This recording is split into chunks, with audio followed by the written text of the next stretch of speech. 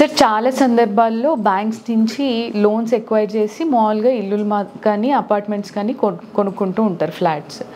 కొన్ని సందర్భాల్లో ఉద్యోగంలో ఒడిదుడుకులు కావచ్చు, లేకపోతే లే ఆఫ్స్ వల్ల ఉద్యోగమే పోవడము, అలాంటి సందర్భాల్లో ఈఎంఐస్ పే చేయడానికి కష్టమవుతుంది.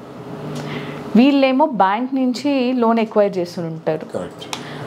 బ్యాంక్ వీళ్ళు ఈఎంఐ పే చేయనప్పుడు పంపించే నోటీస్ని చాలామంది ఇగ్నోర్ చేస్తారు. దాని ఇంపార్టెన్స్ చెప్పి అక్కడే ఇబ్బంది అవుతూ ఉంటుంది. ఒకసారి హోమ్ లోన్ తీసుకున్న తర్వాత మీరు ప్రతి నెల ఈఎంఐ కడుతూ ఉంటారు. కట్టేటప్పుడు ఒకవేళ ఏదైనా ఒక 2 నెలలు కానీ 3 నెలలు కానీ బౌన్స్ అయిందంటే వెంటనే బ్యాంకుకి మీ ఇంటిని ఆప్షన్లో వేసే అధికారం ఆటోమేటిక్గా వచ్చేస్తుంది. అది సర్ఫేసీ యాక్ట్ అని ఒకటి ఉంటుంది, securitisation and reconstruction of financial assets and enforcement of security interest అని. అంటే అందులో ఏంటంటే బ్యాంకులకి ప్రత్యేక అధికారం ఉంటుంది ఈ యాక్ట్ కింద. ఆ బ్యాంకులు సివిల్ కోర్టుకి వెళ్ళక్కర్లేదు, డైరెక్ట్గా డెట్ రికవరీ ట్రిబ్యునల్ అని ఇంకో ట్రిబ్యునల్ ఉంటుంది, అది ఒక కోర్టే.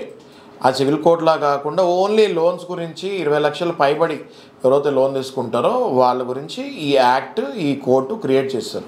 సో టక్కా వెంటనే బ్యాంకులు ఏం చేస్తాయంటే 13(2) నోటీస్ అని ఒక డిమాండ్ నోటీస్ పంపిస్తుంది, దానికి ఒక 60 రోజులు టైం ఇస్తుంది. మళ్ళీ 13(4) అని ఒక నోటీస్ పంపిస్తుంది, మళ్ళీ దానికి కొన్ని రోజులు టైం ఇస్తుంది. తర్వాత సెక్షన్ 14 కింద ఒక నోటీస్ పంపిస్తుంది, డైరెక్ట్గా మీ ఇల్లుని జప్తు చేసుకుంటారు. అది కూడా మెజిస్ట్రేట్ గారి దగ్గర నుంచి ఆర్డర్ తీసుకొని పోలీసు వాళ్ళ హెల్ప్ తీసుకొచ్చి మీ ఇల్లు జప్తు చేసుకుంటారు. కాబట్టి బ్యాంకు నోటీసులు ఎప్పుడు అశ్రద్ధ చేయొద్దు. ఫస్ట్ నోటీస్ రాగానే మీరు దయచేసి మంచి అడ్వకేట్ని అప్రోచ్ అయ్యి ఎలా ముందుకు వెళ్ళాలన్నది కనుక్కోండి. Okay sir.